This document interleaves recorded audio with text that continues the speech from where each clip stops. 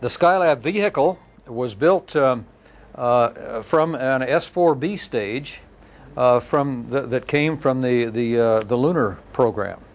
The S-4B stage being the third stage that when you got into Earth orbit and began translunar injection, it was the S-4B stage that launched you off toward the moon. This part up here is the hydrogen tank, and this tank down below is the oxygen tank. They took the hydrogen tank and they put one extra floor in it, a deck, and a deck down here at the bottom. And this became, you might call this the living area. This lower deck was the area where the wardroom, the waste management, or the bathroom, and our bedrooms was located, plus some of the exercise equipment. On the upper area here, quite a bit of storage and quite a few more experiments. The solar and anti-solar airlocks were located on this level. The airlocks being windows in the side of the spacecraft with double doors that allowed us to open the inside door, attach an experiment to that door, and then open the outside door and thrust the experiment out into space on a pole and gather information.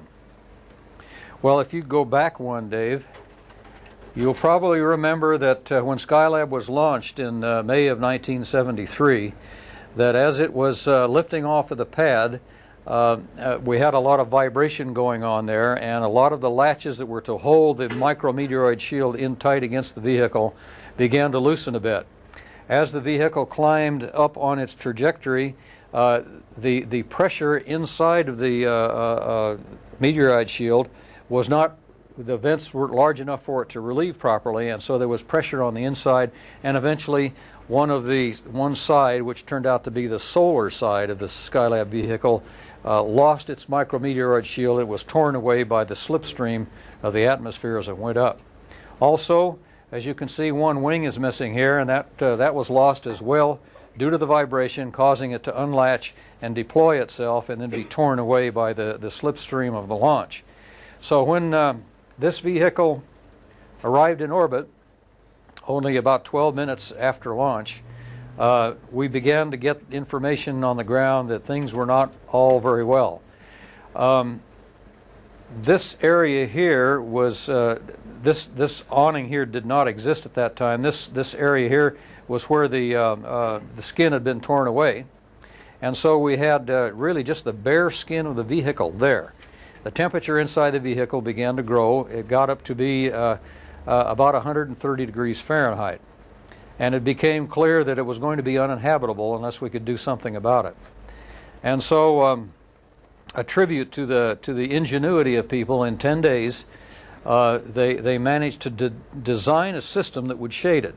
And it turned out to be a big rectangular-shaped parasol. And we had to sacrifice the solar airlock in order to deploy this thing, which meant there would never be any science possible out of that airlock. But basically, we opened the window, stuck a parachute out, parasol out the window, and opened it, and then pulled it back up against the side of the spacecraft.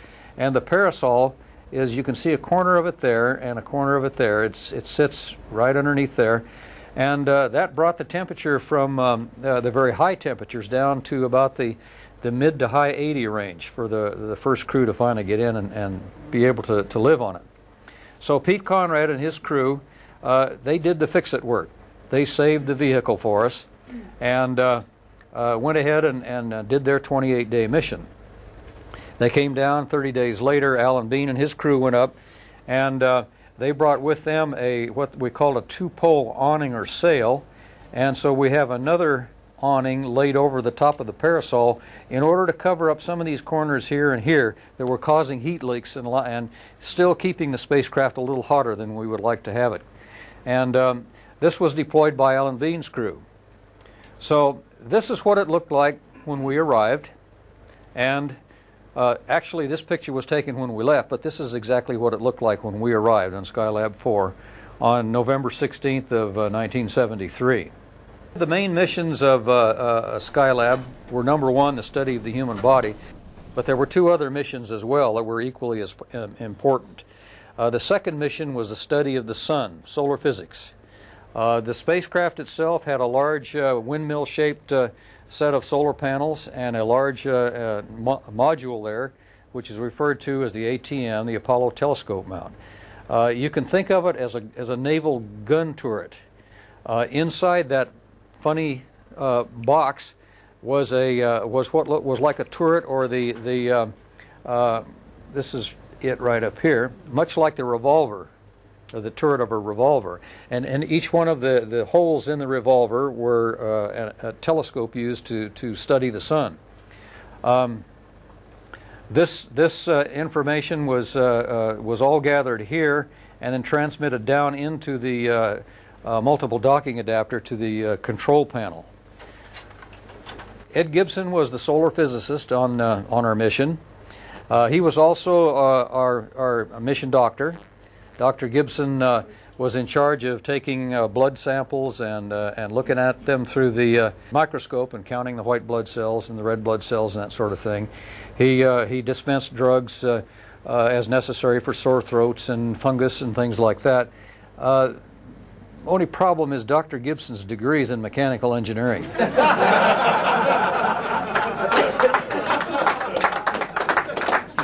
But he was the only doctor on the mission, so he got to be the quack. The third main mission of Skylab was to study the Earth, to look down at the Earth and gather information that would be useful to Earth scientists. And a lot of the equipment used to study the Earth was on the opposite side of the multiple docking adapter from the Apollo telescope mount. So when it was time to do an Earth resources pass, the spacecraft was going around the Earth like this, calling that the sun. The spacecraft was always in what we called solar inertial.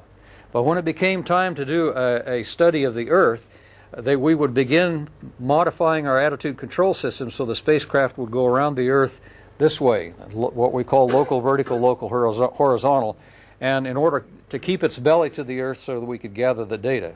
We were good for about 1 orbit or 1.5 orbits at that in that attitude, and then we had to straighten it out and get back into solar inertial again in order to begin to unload the control moment gyros that were used to stabilize the vehicle. That's pretty much an overview. Again, we had 3 missions: the human body, the Earth, and the sun. And we had an extra bonus mission, and that was the comet Kohoutek. Was discovered in February of '76. It was determined that it had a period of about 2,000 years and would cross perihelion, the closest point of approach to the sun, on about Christmas Day. And so we were to have a grand stand view from our vehicle of the comet Kohoutek, and Ed will talk a little bit about how that all worked out. So with that, let me turn it over to Ed now to talk a little bit about some of the more details in the mission. Okay, thanks, Jerry. Jerry makes fun of my technical background, but in reality, I had a very long and distinguished background. I was president of my first grade class 2 years in a row. Also have to put this mission in perspective. We were up there for 84 days, and each of our flight logbooks was credited with over 2,000 hours of high-performance rocket time. And we slept through a third of it. Well, how many of you would like to fly in space? Oh, good. I like that enthusiasm. How many of you would like to sit on top of millions of pounds of explosives, controlled by millions of parts, each one coming from the lowest government bidder? Where are all the hands? Where'd they go? Okay, let's talk a little bit about what it's like to fly in space. Let's talk about liftoff. Liftoff is an exciting time, and any crewman who is not excited does not understand what's about to happen. The way I remember it is one crisp fall day, we got in a van with a few of our friends and took a ride out to a very tall building and climbed up to took an elevator up to the top floor and went across to a little bridge and into another room where we had been many times before, laid down on a couch and stared at a very familiar scene. Did some technical work and talked with a few of our friends outside. Then after a few hours, one of our friends outside started counting backwards from 10. And then you hear this tremendous sucking sound as propellants get ripped into combustion chambers. It was a noise our crewmate Bill Pogue said it sounded like they just simultaneously flushed every toilet in the Astrodome. And then the bottom floor of the building explodes, and you're on your way. The first stage is a little rough. It's Jerry, you just said it earlier, it was like a train with square wheels. I felt when we were going through maximum aerodynamic pressure at about a minute into the flight and going through sonic, going through Mach 1, about 35,000 feet, that's where we hit the maximum aerodynamic pressure as well, you really get jolted around. And I felt that I was just like a fly glued to a paint shaker. You were just really felt insignificant compared to what was going on around you. Then staging is kind of like the great train wreck. You get bounced around quite a bit. And the booster unloads, you can get thrown forward and back. And the second stage, I remember, is just like a long elevator ride, just very smooth and gradually accelerating. Until around 8.5 minutes into the flight, the engine cuts off, and you're immediately in zero gravity, and this clean spacecraft you have is filled with dust and debris from the floor, which, regardless of how careful you are at the Cape, it's always in there. Air conditioning equipment cleans that up real quick. And glance out the window, you can see the coast of Florida receding. Look back in for just seems like a few minutes and do a little bit of work on the instrument panel, and you look back out and there's the boot of Italy going by, and you know you're really hauling the mail. I mean, that really lets you know it's not a simulation. Well, let me back up one. Let me tell one story. Before liftoff, we found out who was really in charge of this mission. A few days before our intended liftoff, they discovered cracks in the fins of our booster. And now, because we were eager to go and not too happy with this 5-day delay required in order to replace the cracked fins, we started to refer to the booster as Old Humpty Dumpty. Well, somehow that got out in the press, and of course it didn't sit too well with those who were literally working around the clock in order to get the booster ready in time. But much to their credit, they said nothing. At least not until 20 minutes before launch, when we got a message: good luck and Godspeed from all the king's horses and all the king's men. Well, when you're thrust into orbit, you're literally thrust into a whole new environment. After a day, you feel sick, and when you look in the mirror, this pumpkin looks back, this round red head with bright red eyeballs. Because no longer checked by gravity, your arteries continue to ram the blood up towards the top of your head to try to keep the blood into your brain, but now without gravity, of course, it overcompensates.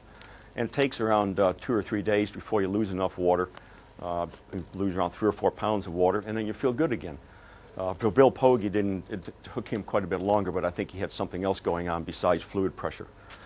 And that all felt pretty well after, at least I think Bill and I felt pretty good after the certainly the first week. And if you just move slowly in the first 2 or 3 days, you were okay. And after these few days of sickness and working hard to become efficient, life really becomes so easy and so effortless. And that's because one of the real problems, or one of the real stresses of spaceflight, is that there are none. Because without gravity to work against, your muscles will weaken, just like you would down here if you didn't work out, and your bones will also slowly weaken, just like a bedridden patient down here. But with the proper exercises, you can overcome that and be in pretty good shape when you come back, at least with the muscles, not with the bones. Well, the harder you work, the more efficient and confident we became. The longer we were up there, the more you realize that there's nothing foreign and there's nothing hostile about space at all.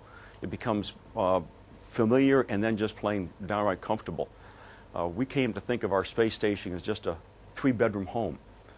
Maybe one perched on a mountaintop 300 miles high, but nonetheless a home. And I personally didn't feel like we were actually flying in space until we finally left it in our reentry vehicle. Remember, we climbed into the vehicle and all of a sudden it felt just like going out to your garage and getting into a sports car and getting back on the road again. And I thought, hey, we really are flying. And it didn't feel like that way because that home was so stable. And I'm sure that's the way the current space station is. Well, let's see. I like if you heard the song Around the World in 80 Days? Well, we took 84 to go around the world. But we did go around 1,214 times. Now, the advantage of all that is that you get to know the Earth like the back of your hand. And that you would really enjoy.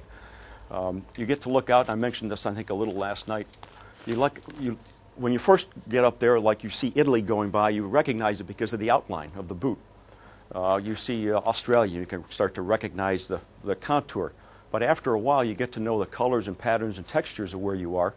And in that sense, you get to know the Earth just becomes very intimate, like the face of an old friend. You know where you are just by a small patch of what you're looking at. Cloud streets over Brazil were very prevalent at that time. Just long, sinuous streaks of clouds, and you just glance out and you can tell where you are a good part of the time. How many would like to go on a spacewalk? Well, let me see if I can talk you out of that one. Okay, let me give you an analogy. Let's go up to the top of a tall building. Maybe 100 stories high will do. And you look out the window, and it's very pleasant and relaxing. You see the small little cars down there, and you can't quite make out people. But you don't, it's not inhibiting in any way. But now let's open the window, and we'll take you out to the end of a long springboard where we got a steel-fisted Arnold Schwarzenegger who's going to grab you by your ankles and hold you head down. Now, intellectually, you know you're never going to fall. And even though you're at the same height as you were inside, you got to admit it might feel a bit different. When on a spacewalk, you get that same feeling, just a little bit more of it. You glide over Earth at a very serene 5 miles a second. And the laws of Sir Isaac Newton give you this full intellectual confidence that you're up there to stay. But when you look straight down on Earth and you feel or you see nothing else around you, this little voice comes out of nowhere. Suppose that Newton guy was just a little bit wrong. Anybody want to go? This is Bill Pogue and Jerry Carr. This is one of my proudest moments on Skylab because it was a real accomplishment when I figured we could get the commander to take out the trash. I don't know how it happened, Jerry, but I wasn't complaining. That was really a large area inside. And we can talk a little bit about sleeping and what it's like to live there. I don't know, Jerry, you hop in here anytime you want. Sleeping was a little interesting. I found you could go to sleep right away as long as you were tied down. We tried floating free and sleeping. If you go out in this large area, which is a little wider than this room, I think it was around 22 feet in diameter, and then try sleeping, you just relax and you think it'd be the ultimate. You never get a bed sore in zero gravity. You just relax and your arms come up just like you're in a swimming pool. And you start to go to sleep and you feel real comfortable, and then you slowly mash into a wall. And then your mind says, okay, it's over. Now you can go to sleep. But then the other part of your mind says, but it's going to happen again. So you can never go to sleep that way. But I found if you just tie your arm down or anything, as long as you know you're stable, you could go to sleep. We actually had a good bed up there, which was against the wall, and it just had straps across us, and close your eyes and had a little pillow there to make you really think you're down here sleeping. If you ever got up in the middle of the night and we tried to sneak, you sneak over to the window and look out and you see China at high noon, that makes it a little difficult to sleep because you can't adjust yourself to thinking it's nighttime. Also, I remember trying to sneak over there, and we had a little controversy going with the ground, and if they knew we were up, they would try to give us something to do, or they'd give us hell for being up or whatever. So I tried to sneak over there without them knowing it, and I thought I had done it, but these guys could see on the rate gyros whether we were moving around. So I would push off from a wall real gingerly, and I could hear the guy down there, hey, they're up, they're up. So you never get away with it. We also went through the South Atlantic Anomaly, which is a part in the over the South Atlantic where the Van Allen radiation belts dip down a little bit. And our orbit with 270 miles was high enough that we just start to go through there, and there's high energy particles in there. And when you're just about to sleep, when those particles go through your eyeball, they'll scintillate the rods and cones, so it'll appear to you, to your brain, that you see flashes. And that was a little disconcerting at times. You always know when you hit it. It wasn't very frequent. We had Bill Pogue had a real tough experiment to run. We hung him in the sack, and his job was to call out every time he saw a flash. So, and then you correlate that with the South Atlantic Anomaly, and sure enough, you could see looked like a Gaussian curve, very beautiful, smooth curve that was centered right along the South Atlantic Anomaly in terms of the frequency of those counts. So we knew what we were doing. It was there. funny listening to Bill. He'd say, there's a flash at 1 o'clock, flash at 4 o'clock, flash at 3, flash at 12, flash at 11, flash at 9, another flash, flash. Then he would go flash at 12, flash at 3, flash at 1. Well, like, in terms of recreation, what we enjoyed up there, most of it was just looking out the window. You never get tired of looking back at the Earth, whether it's for science or just the aesthetic beauty of it all. Reading was good to put you to sleep, but we also had something up there. Well, the engineers put it on board for us, and since this was a $2.5 billion program, we couldn't put anything frivolous up there, so they had something called the Dynamical Acceleration Reference Trajectory Studies. DARTS, darts. We had some Velcro darts up there. And I don't remember where you remember, Jer, but what surprised me was when you go through a dart in zero gravity, you think, boy, I'm gonna pin it right on Jerry, right on his chest there. So you throw that dart right at his chest, and it bounces off the ceiling. And that's because when you grow up, you get so used to throwing something with gravity, you don't throw it. You think you're throwing it there, but you're really throwing it up there. Your mind calculates how much you have to loft it, and you can't get over that. And there were so many things like that. You had to readjust yourself to zero gravity that you've learned in one gravity. And it often made me wonder, what if you grew up in zero gravity, and then you came down to gravity? That would really be a rude awakening. Someone says they got this floor down there or this wall down there they call a floor, and there's an invisible force that comes up and grabs you and holds you down, and you say, sure, what have you been drinking? You know what I mean? Gravity's a tough thing to picture if you've never felt it. Well, I think probably the best thing would be for us to stop here and take questions and see if anybody would like to talk about anything special. Yes, sir. You guys were professional astronauts. What do you make of the first space tourist who's paid $20 million for the pleasure of this week? I wish I had a spacecraft. I would have taken them.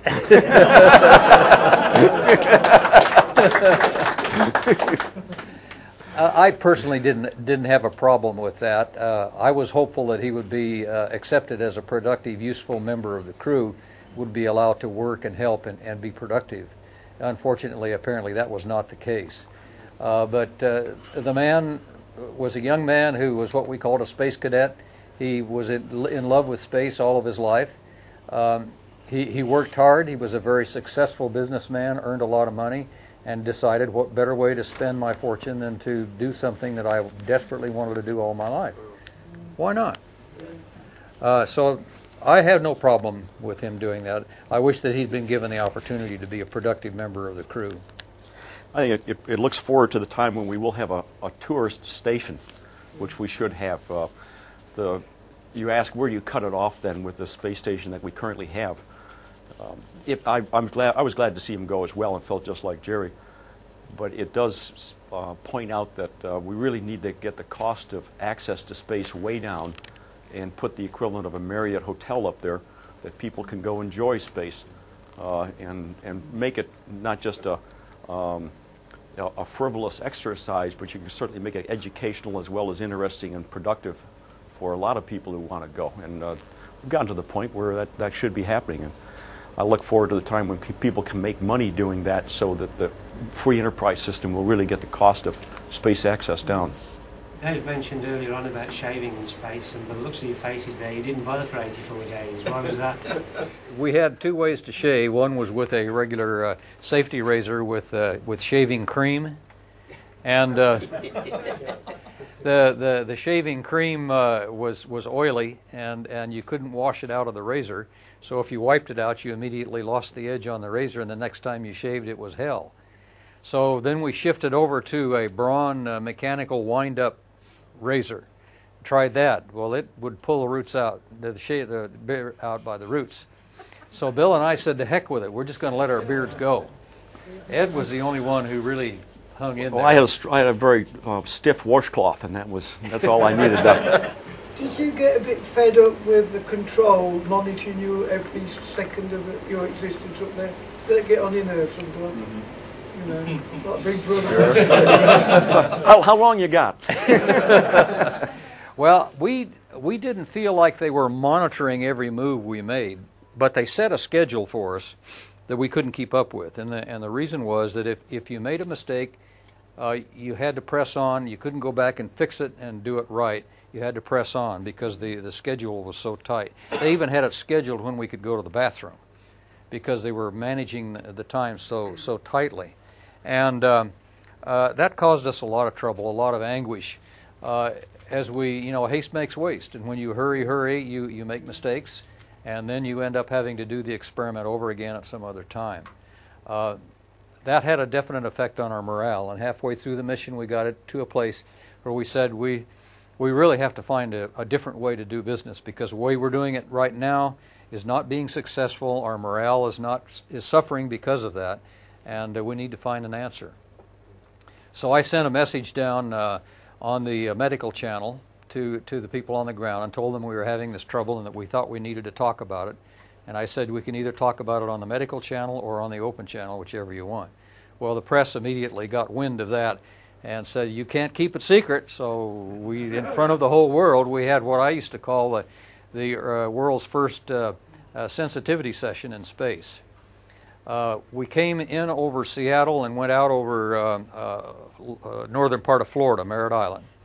And during that 12 to 14 minutes, we poured our hearts out. I told them all the things that they were doing that were making us unhappy. They were scheduling exercise after a heavy meal and doing this and doing that. And we told them all the things they were doing that were making us unhappy and things we needed to change. Then we went around the Earth one more time, and this time we came in over the same track, only about 1,500 miles to the east. And they had the opportunity to tell us everything we were doing to make their life miserable. And we listened to that. And so then we went to bed, and the next morning we talked again with them on the ground shortly and got a few messages up on our little teletype machine in which they proposed a total change in the way the schedule would be done.